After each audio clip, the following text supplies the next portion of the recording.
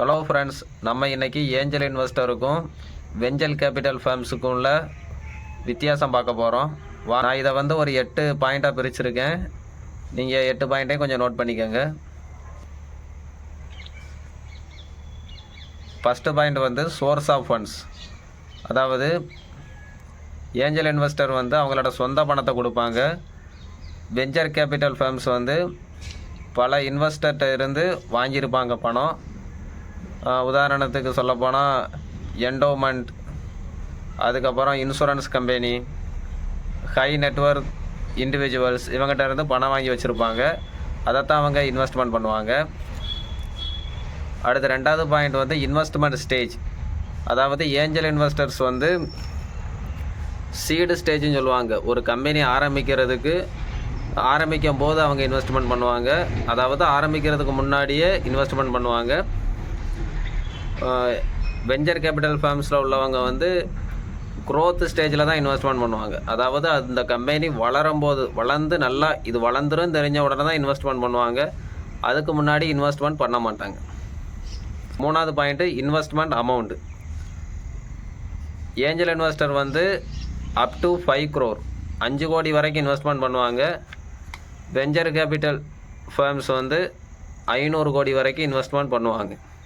அடுத்து நாலாவது point level of involvement. நான் முன்னாடியே சொல்லிட்டேன், ஏஞ்சல் இன்வெஸ்டர் 5 கோடி வரைக்கும் தான் இன்வெஸ்ட்மெண்ட் பண்ணுவாங்க. வெஞ்சர் கேபிட்டல் ஃபர்ம்ஸ் 500 கோடி வரைக்கும் இன்வெஸ்ட்மெண்ட் பண்ணுவாங்க.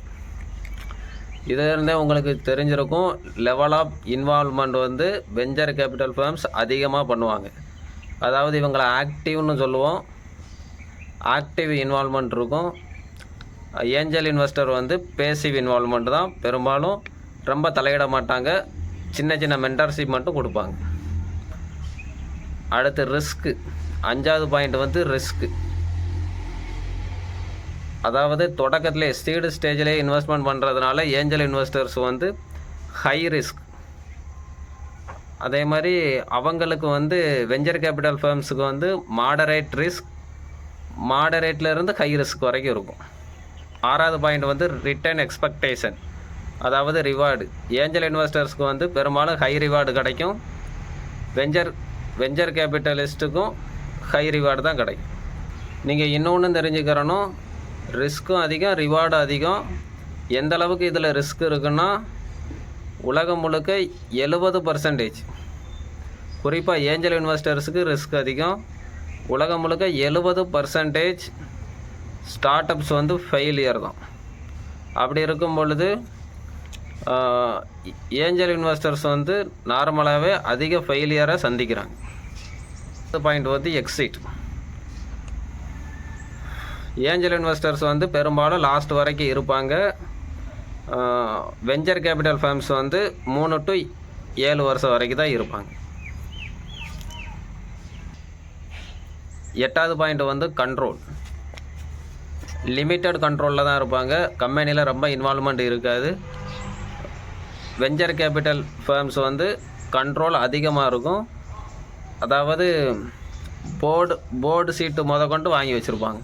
அவங்களோட அனுமதி இல்லாமல் எந்த ஒரு டிசிஷனுமே எடுக்க முடியாது. டிசிஷன் மேக்கிங்கில் வெஞ்சர் கேபிட்டலிஸ்ட் ஃபர்ம்ஸ் அதிகப்படியான தாக்கத்தை உண்டு பண்ணும். அடுத்து ஒரு சில எக்ஸாம்பிள் பார்ப்போம். ஏஞ்சல் இன்வெஸ்டர்ஸுக்கு மிகச்சிறந்த எக்ஸாம்பிள் மிஸ்டர் ரத்தன் டாட்டா அவர்கள். அடுத்து வெஞ்சர் கேபிட்டல் ஃபர்ம்ஸுக்கு எக்ஸாம்பிள் சொல்லப்போனால், ஒன்று Bloom, 2 axle India.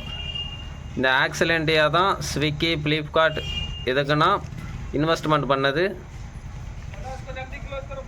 Bloom அன்அகாடமிக்கு investment பண்ணது தொடக்கத்திலேயே.